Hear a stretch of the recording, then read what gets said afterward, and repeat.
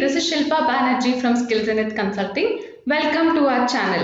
Today we will be doing the Karnataka State Board Class 7 Social Science History, Lesson number 3, Bhakti Cult and Sufi Heritage. Specifically in today's lesson, we will deal with the first part of this lesson and we will talk about the two very important people who contributed to the Bhakti movement in South India, that is Andal and Akka Mahadevi. So in South and North India, Alvars and Dasas, and in North India, Sants and Sufis created social awakening through Bhakti cult. So ಇವ್ರು ಏನು ಮಾಡಿದ್ರು, ಸಾಮಾಜಿಕ ಒಂದು ತಿಳುವಳಿಕೆನ ಅರಿವನ್ನ ತಮ್ಮ ಭಕ್ತಿ ಮೂವ್ಮೆಂಟಿಂದ ಜನರನ್ನ ತಲುಪಿಸೋಕ್ಕೆ ಪ್ರಯತ್ನ ಪಟ್ಟರು. So in this lesson we will study about this. We will study about the objectives, meaning and features of Bhakti cult in this lesson. In southern India, Andal, Akka Mahadevi, Kanakadasa, Purandaradasa and Shishanala Sharif are introduced. Similarly, in North India, Kabir Das, Guru Nanak, Tulsidas, Mirabai, Sri Chaitanya and Sufi saints are introduced.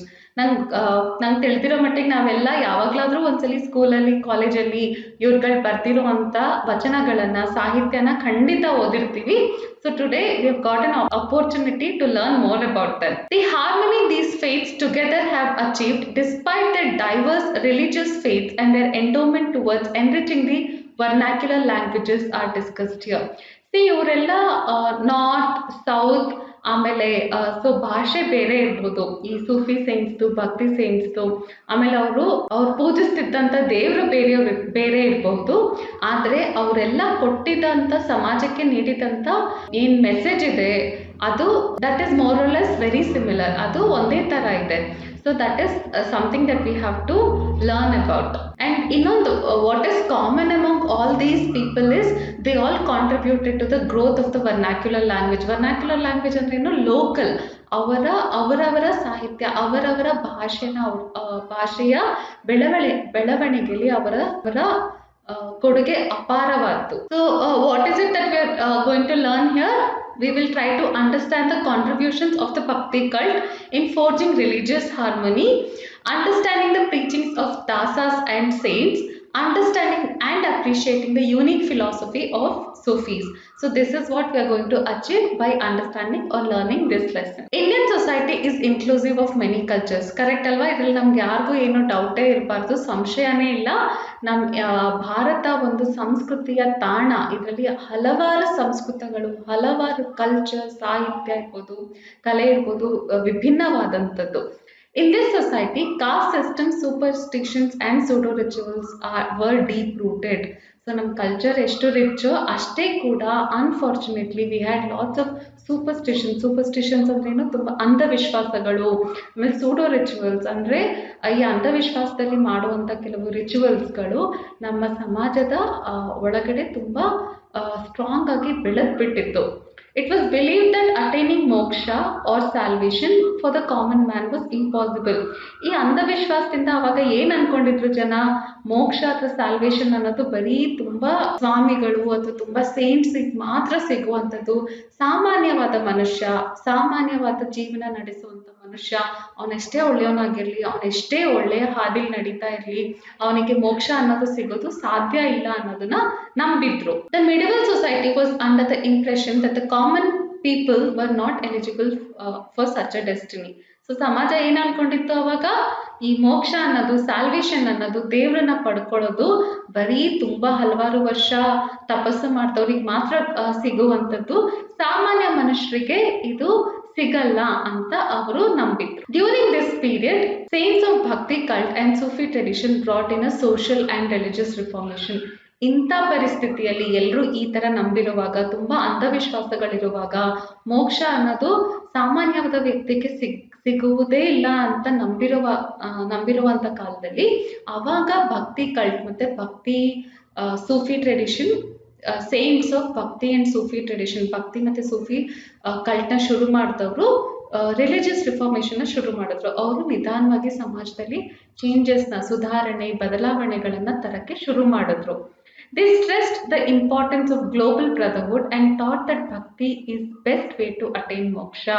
So ಅವ್ರು ಏನ್ ಹೇಳಿದ್ರು, importance of global brotherhood ಅಂದ್ರೆ ನಮ್ relationship ಇದೆ, ನಮ್ ಏನ್ ಸಂಬಂಧ ಇದೆ ಬರೀ ನಮ್ ಜಾತಿಯವ್ರ ಜೊತೆ, ನಮ್ ಭಾಷೆಯವ್ರ ಜೊತೆ ಅಥವಾ ನಮ್ಮ ಊರ್ನವ್ರ ಜೊತೆ ಅಲ್ದೇನೆ ಈ ವಿಶ್ವದವರೆಲ್ಲರೂ ನಮ್ಮ ಅಣ್ಣ ತಮ್ಮ, ಎಲ್ಲರೂ ನಮಗೆ ಸಂಬಂಧಪಟ್ಟವರು, ಎಲ್ಲರೂ ನಮ್ಮ ಸೋದರ ಮನೋಭಾವ ಎಲ್ಲರ ಜೊತೆ ಬೆಳೆಸ್ಕೊಳ್ಬೇಕು ಅನ್ನೋದನ್ನ ಮನದಟ್ಟು ಮಾಡಿಕೊಟ್ರು. ಆಮೇಲೆ bhakti is the best way to attain moksha. Bhakti ಅಂದ್ರೆ ಏನು? ಡಿವೋಷನ್. ಭಕ್ತಿ ಅನ್ನೋದು ಕನ್ನಡ ವರ್ಡ್ ಅಲ್ವಾ. Bhakti is the best way to attain ಮೋಕ್ಷ.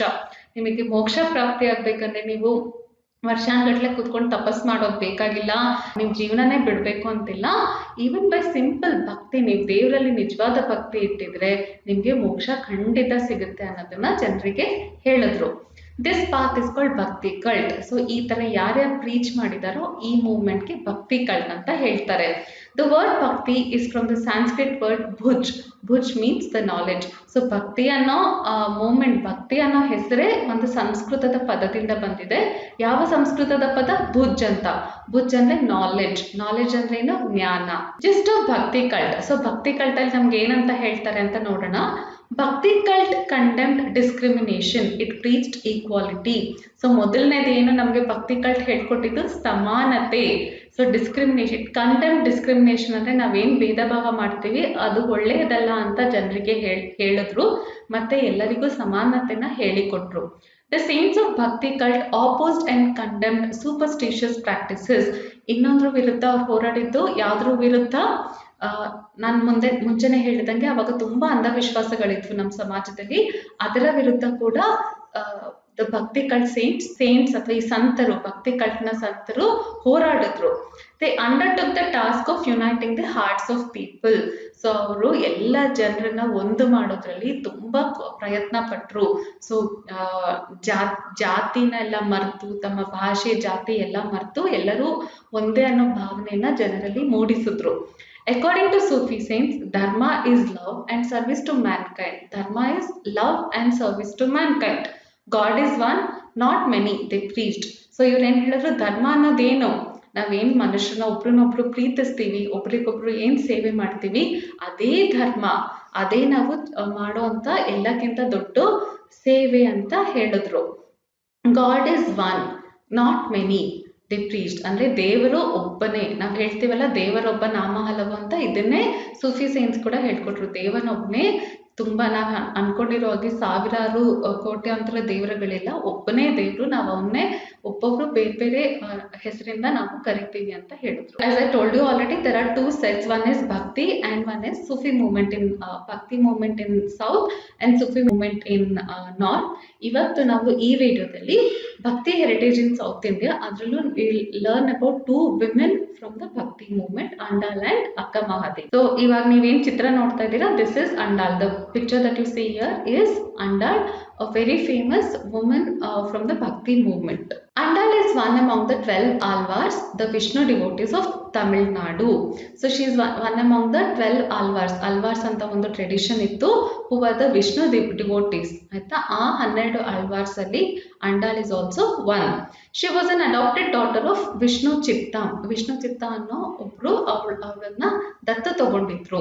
ವಿಷ್ಣು ಚಿತ್ತ was an Alvar. They were also called Peri Alvar. So ಅಲ್ವಾರ್ಸ್ನ ಪೆರಿ ಅಲ್ವಾರ್ಸ್ ಅಂತಾನೂ ಕರಿತಾ ಇದ್ರು. ಇವರೆಲ್ಲ ವಿಷ್ಣು ಭಕ್ತರು. Peri Alvar, also known as Vishnu Chittar, is one of the 12 Alvar saints of South India who are known for their affiliation to Vaishnava tradition of Hinduism. His name is also transliterated as Peri Alvar. So ನಾನೀಗ ಹೇಳ್ದಂಗೆ ಅಲ್ವಾರ್ ಇನ್ನೊಂದು ಹೆಸರು peri Alwar. ಇವರೆಲ್ಲ ವಿಷ್ಣು ಭಕ್ತರು, ವೈಷ್ಣವಿಸಮ್ ನ follow ಮಾಡುವಂತವರು. So this is the picture of Peri Alvar, the adopted father of Andal. Andal's original name was Godadevi. So Andalನ ನಿಜವಾದ ಹೆಸರು ಗೋದಾದೇವಿ ಆಗಿತ್ತು. ಅವರೆಲ್ಲ ಏನಾಗಿದ್ರು, ಅವಳು ಮತ್ತು ಅವ್ರ ಮನೆತನದವರೆಲ್ಲ ಕೃಷ್ಣನ ಭಕ್ತರಾಗಿದ್ರು. Her father was making flower garlands and offered it to Krishna temple of Srivilliputturu. So ಅವ್ರ ತಂದೆ, ಅವಳನ್ನ ದತ್ತಕ್ಕೆ ತಗೊಂಡಂತ ತಂದೆ ಏನ್ ಮಾಡ್ತಾ ಇದ್ರು, ಅವ್ರ ಮುಖ್ಯವಾದ ಕೆಲಸ ಫ್ಲವರ್ ಗಾರ್ಲೆಂಡ್ಸ್ ಅಂದ್ರೆ ಹೂವಿನ ಮಾಲೆಗಳನ್ನ ಮಾಡಿ ಕೃಷ್ಣ ಟೆಂಪಲ್ ಶ್ರೀವಿಲ್ಲಿಪುತ್ತೂರ್ನ ಕೃಷ್ಣನ ದೇವಾಲಯದಲ್ಲಿ ಕೃಷ್ಣನ್ಗೆ ಅರ್ಪಿಸ್ತಾ ಇದ್ರು. Andal loved Krishna and she claimed that he was her husband. So this is very similar to we can draw parallel to Meerabai. So Meerabai ತರ ಅಂಡಾಳ್ ಕೂಡ ಶಿ ಬಿಲೀವ್ ದಟ್ ಕೃಷ್ಣನೇ ನನ್ನ ಗಂಡ ಅಂತ ನಂಬಿಕೊಂಡಿದ್ರು. She wrote Tiruppavai and dedicated to god. Tiruppavai ಅಂತ ಒಂದು ಸಾಹಿತ್ಯನ ಬರೆದು ಅದನ್ನ ದೇವರಿಗೆ ಅರ್ಪಿಸಿದ್ರು. ಇನ್ ತಮಿಳ್ನಾಡು ತಿರುಪಾಮಿ ವ್ರತ, it's a rite or a ceremony or a religious observance, is very famous. ಇವತ್ತಿಗೂ ಕೂಡ ಇದು ಒಂದು ವ್ರತನ ತಿರುಪಾಮಿ ವ್ರತ ಅಂತ ತಮಿಳ್ನಾಡಿನಲ್ಲಿ ಈಗಲೂ ಕೂಡ ಮಾಡುವುದುಂಟು. According to Alvars, all Vishnu devotees are equal and their birth should not be questioned. ಅಲ್ವಾರ್ಸ್ ಪ್ರಕಾರ ಎಲ್ಲ ವಿಷ್ಣು ಭಕ್ತರು ಒಂದೇ. ಸೊ ನೀವು ಯಾರೇ ಆಗಿರಲಿ, ನೀವು ವಿಷ್ಣು ಭಕ್ತರಂದ್ರೆ ನೀವೆಲ್ಲರೂ ಒಂದೇ. ಸೊ ನಿಮ್ಮ ಜನ್ಮದಿಂದ ನೀವು ಯಾವುದೇ ಜಾತಿಗೆ ಸೇರಿದ್ರಿ ಅದು ಇಲ್ಲಿ ಪ್ರಾಮುಖ್ಯತೆನ ಹೊಂದಿರಲ್ಲ. ನೀವು ವಿಷ್ಣು ಭಕ್ತರಂದ್ರೆ ನೀವೆಲ್ಲ ಸಮಾನರು. Caste discrimination is a criminal offense. Caste discrimination is a criminal offense, they believed. ಅವ್ರ ಪ್ರಕಾರ ನೀವು ಜಾತಿಯಿಂದ ಬೇರೆಯವ್ರನ್ನ ಬೇರೆ ಬೇರೆ ಮಾಡಿದ್ರೆ, ಕಾಸ್ಟ್ ಡಿಸ್ಕ್ರಿಮಿನೇಷನ್ ಮಾಡಿದ್ರೆ, ಅಂದ್ರೆ ಜಾತಿಯ ಪ್ರಕಾರ ಮನುಷ್ಯನ ಬೇರೆ ಮಾಡಕ್ ಹೋದ್ರೆ ಅದು ಒಂದು ದೊಡ್ಡ ಅಪರಾಧ. It is not a small mistake but a criminal offence, ಅಂದ್ರೆ ಮಹಾಪರಾಧ ಅಂತ ಅವರು ನಂಬಿದ್ರು. So that is about Andal. ಇವಾಗ ನಾವು ಇನ್ನೊಂದು ಭಕ್ತಿ ಸೇಂಟ್ ಬಗ್ಗೆ ಕಲಿಯೋಣ, ಅಕ್ಕ ಮಹಾದೇವಿ. ನಾವೆಲ್ಲರೂ ಅಕ್ಕ ಮಹಾದೇವಿಯ ವಚನಗಳನ್ನ ಶಾಲೆಯಲ್ಲಿ ಕಲ್ತೇ ಇದೀವಲ್ವಾ. ಸೊ ಇವ್ರ ಬಗ್ಗೆ ಸ್ವಲ್ಪ let's learn more. Akka Mahadevi was an enterprising women in the vachana movement of 12th century. Enterprising ಅಂದ್ರೆ ತುಂಬಾ ಹೊಸದಾಗಿ ಯೋಚಿಸ್ತಿದ್ದಂತ. She did not follow old tradition, she dare to believe or she dare to do something very different. ಆಯ್ತಾ. So ಈ vachana movement ಅಂದ್ರೆ ಏನು? Vachana movement is a social reform movement of Karnataka which started in the 12th century in Kalyana of Kalburgi division, wherein the pioneers of this movement try to reform the society through their vachanas. So ವಚನ movement ಅನ್ನು ಬಸವಣ್ಣ, ಅಕ್ಕ ಮಹಾದೇವಿ ಇವರೆಲ್ಲ ವಚನ ಮೂವ್ಮೆಂಟ್ಗೆ ಸೇರಿದವರು. ವಚನ movement ಅಂದ್ರೆ ಏನು? ಅದೊಂದು ಸಾಮಾಜಿಕ ಮೂವ್ಮೆಂಟ್ ಅದು. ಸೊ ಇಲ್ಲಿ ಏನಾಯ್ತು, ಅಕ್ಕ ಮಹಾದೇವಿ ಬಸವಣ್ಣನಂತವರು ತಮ್ಮ ವಚನಗಳ ಮೂಲಕ ಸಮಾಜವನ್ನ ಸುಧಾರಿಸೋಕೆ ಪ್ರಯತ್ನ ಪಟ್ರು. ಸೊ ಅವ್ರೇನ್ ವಚನಗಳ ಮೂಲಕ ಸಮಾಜದಲ್ಲಿ ನಡೀತಿದ್ದ ತಪ್ಪುಗಳನ್ನ ಜನರಿಗೆ ತೋರ್ಸಿದ್ರು, ಜನರನ್ನ ಸ್ವಲ್ಪ ಬದಲಾವಣೆ ಮಾಡಕ್ಕೆ ಪ್ರಯತ್ನ ಪಟ್ರು. ಈ ಮೂವ್ಮೆಂಟ್ ನ ವಚನ ಮೂವ್ಮೆಂಟ್ ಅಂತ ಕರಿತೀವಿ. She has made immense contributions to Vachana literature. ವಚನ ಸಾಹಿತ್ಯಕ್ಕೆ ಅಕ್ಕ ಮಹಾದೇವಿಯವರ ಕೊಡುಗೆ ಅಪಾರ. ಸೊ ನಿಮ್ಗೋಸ್ಕರ ಇಲ್ಲಿ ಅಕ್ಕ ಮಹಾದೇವಿಯವರ ಒಂದು ವಚನ ಇದೆ. ಬೆಟ್ಟದ ಮೇಲೊಂದು ಮನೆಯ ಮಾಡಿ ಮೃಗಗಳಿಗೆ ಅಂಜಿದೊಡೆಂತಯ್ಯ, ಸಮುದ್ರದ ತಡಿಯಲೊಂದು ಮನೆಯ ಮಾಡಿ ನೊರೆತೆರೆಗಳಿಗಂಜಿದೊಡೆಂತಯ್ಯ, ಸಂತೆಯೊಳಗೊಂದು ಮನೆಯ ಮಾಡಿ ಶಬ್ದಕ್ಕೆ ನಾಚಿದೊಡೆಂತಯ್ಯ, ಚೆನ್ನಮಲ್ಲಿಕಾರ್ಜುನ ದೇವ ಕೇಳಯ್ಯ, ಲೋಕದೊಳಗೆ ಹುಟ್ಟಿದ ಬಳಿಕ ಸ್ತುತಿನಿಂದೆಗಳು ಬಂದರೆ ಮನದಲ್ಲಿ ಕೋಪವ ತಾಳದೆ ಸಮಾಧಾನಿಯಾಗಿರಬೇಕು. ಸೊ ನೋಡಿ ಎಷ್ಟು ಸುಂದರವಾಗಿ ಅಕ್ಕ ಅವರು ತಮ್ಮ ವಚನದಲ್ಲಿ ಎಷ್ಟು ದೊಡ್ಡ ಮೆಸೇಜ್ನ ಎಷ್ಟು ಸಿಂಪಲ್ ಆಗಿ ಕೊಟ್ಟಿದ್ದಾರೆ ಅಂತ. ನಾವು ಬೆಟ್ಟದ ಮೇಲೆ ಮನೆ ಮಾಡಿಬಿಟ್ಟು ಪ್ರಾಣಿಗಳಿಗೆ ಹೆದರಿದ್ರೆ ಆಗತ್ತಾ? ಅದೇ ರೀತಿ ನಾವು ಸಮಾಜದಲ್ಲಿ ಇದ್ಕೊಂಡು ಜನರು ನಿಂದಿಸ್ತಾರೆ, ಹಾಗಂತ ಹೇಳಿ ಜನರಿಗೆ ಹೆದರ್ಕೊಂಡು ನಾವು ಜೀವನ ನಡೆಸೋದು ನಿಲ್ಸಕ್ಕಾಗತ್ತಾ ಅಂತ ಅಕ್ಕ ಮಹಾದೇವಿಯವರು ಈ ವಚನದ ಮೂಲಕ ನಮ್ಗೆ ಹೇಳಿದ್ದಾರೆ. She was born in Udutadi of Shivamogga district. Her father was Nirmala Shetty and mother Sumathi. So ಇವರ ಜನ್ಮಸ್ಥಳ ಯಾವುದು? ಶಿವಮೊಗ್ಗದ ಉಡುತಡಿ ಎಂಬ ಸ್ಥಳ. ಅವರ ತಂದೆಯ ಹೆಸರು ನಿರ್ಮಲ ಶೆಟ್ಟಿ ಮತ್ತು ತಾಯಿ Sumathi. Akka immersed in Shivabhakti since her childhood. So ಅವರು ದೊಡ್ಡವರಾದ್ಮೇಲೆಲ್ಲ ಅವರು ಬಾಲ್ಯದಿಂದಲೇ ಅವರಲ್ಲಿ ಶಿವಭಕ್ತಿ ಅಪಾರವಾಗಿತ್ತು. She claimed Chennamallikarjuna himself to be her husband. So Andal, Mirabai, Akka Mahadevi ಇವರೆಲ್ಲ ಏನು common? They believe god to be their husband. So ಹೇಗೆ ಅಂಡಾಳ್ ಅವರು ಕೃಷ್ಣನೇ ನನ್ನ ಗಂಡ ಅಂತ ನಂಬಿದ್ರು, ಅದೇ ರೀತಿ ಅಕ್ಕ ಮಹಾದೇವಿಯವರು ಶಿವನೇ ನನ್ನ ಈಶ್ವರ ಅಥವಾ ಶಿವನೇ ನನ್ನ ಗಂಡ ಅಂತ ನಂಬಿದ್ರು. Her parents forcibly got her married to king Kaushika. So Akka ಮಹಾದೇವಿಯವರ ತಂದೆ ತಾಯಿ ಏನ್ ಮಾಡ್ತಾರೆ, ಎಲ್ಲಾ ತಂದೆ ತಾಯಿರಿಗೂ ಆಸೆ ಇರೋ ಹಾಗೆ ಅವರಿಗೂ ನಮ್ಮ ಮಗಳು ಮದುವೆ ಆಗ್ಲಿ, ಒಂದು ಸಾಂಸಾರಿಕ ಜೀವನನ ನಡೆಸ್ಲಿ ಅಂತ ಅವ್ರಿಗೆ ಇಷ್ಟ ಇತ್ತು. ಸೊ ಅವ್ರು ಏನ್ ಮಾಡಿದ್ರು, ಅಕ್ಕ ಮಹಾದೇವಿ ಅವ್ರಿಗೆ ಇಷ್ಟ ಇಲ್ದಿದ್ರು ಅವರ ಇಷ್ಟದ ವಿರುದ್ಧ, ಅವರ ಇಚ್ಛೆಯ ವಿರುದ್ಧ ಅವರಿಗೆ ಕೌಶಿಕ ಎಂಬ ರಾಜನಿಗೆ ಕೊಟ್ಟು ಮದುವೆ ಮಾಡಿದ್ರು. She founded a hindrance to her service to guru linga jangama. So she left the palace. So ಆದ್ರೆ ಏನಾಯ್ತು, ಇವರಿಗೆ ಸಾಂಸಾರಿಕ ಜೀವನ ಅವರಿಗೆ ಇಷ್ಟ ಆಗಲಿಲ್ಲ. ಯಾಕೆಂದ್ರೆ ಅವರು ಮನಸ್ಸಲ್ಲೇ ಈಶ್ವರನೇ ನನ್ನ ಗಂಡ, ನಾನು ಶಿವನ ಸೇವೆ ಮಾಡ್ಕೊಂಡಿರ್ಬೇಕು ಅಂತ ಅನ್ಕೊಂಡಿದ್ರು. ಆದ್ರಿಂದ ಈ ಸಾಂಸಾರಿಕ ಜೀವನ ಅವರಿಗೆ ಒಂದು ಬಂಧನ ತರ ಅನ್ನಿಸ್ತು. ಆದ್ರಿಂದ ಅವ್ರು ಏನ್ ಮಾಡಿದ್ರು, ತಮ್ಮ ಅರಮನೆನ ಬಿಟ್ಟು ಹೊರಗೆ ಹೋದ್ರು. Litre she stated Anubhava Mantapa in Kalyana for some time. So Kalyana ಅನ್ನೋ ಜಾಗದಲ್ಲಿ ಅನುಭವ ಮಂಟಪದಲ್ಲಿ ಅವರು ಸ್ವಲ್ಪ ದಿನ ನೆಲೆಸಿದ್ರು. There she wrote many vachanas under the pen name Channamallikarjuna. Channamallikarjuna ಅನ್ನೋ ಹೆಸರಿನಿಂದ ಅವರು ಅಲ್ಲಿ ಅನುಭವ ಮಂಟಪದಲ್ಲಿದ್ದಾಗ ಹಲವಾರು ವಚನಗಳನ್ನ ರಚಿಸಿದ್ದಾರೆ. She was respected by all Shivasharanas. ಎಲ್ಲ ಶಿವಶರಣರು ಅವರಿಗೆ ತುಂಬಾ ಗೌರವನ ನೀಡ್ತಾ ಇದ್ರು.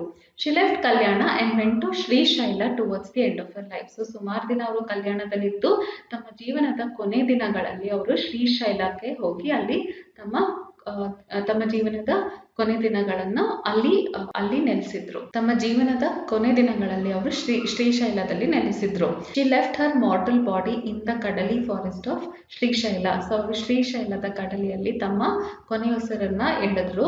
ಅವರು ಶಿವನಲ್ಲಿ ಐಕ್ಯ ಆದ್ರು. ಸೊ ಇವಾಗ ನೀವು the picture that you seeing here is of Akka Mahadevi. ನೀವು ಇಲ್ಲೇನ್ ಚಿತ್ರ ನೋಡ್ತಾ ಇದ್ದೀರಾ ಅದು ಅಕ್ಕ ಮಹಾದೇವಿ ಅವರ ಚಿತ್ರ. ಸೊ ಇವಾಗ today we studied about the two pioneers of the bhakti cult, Akka Mahadevi and Andal.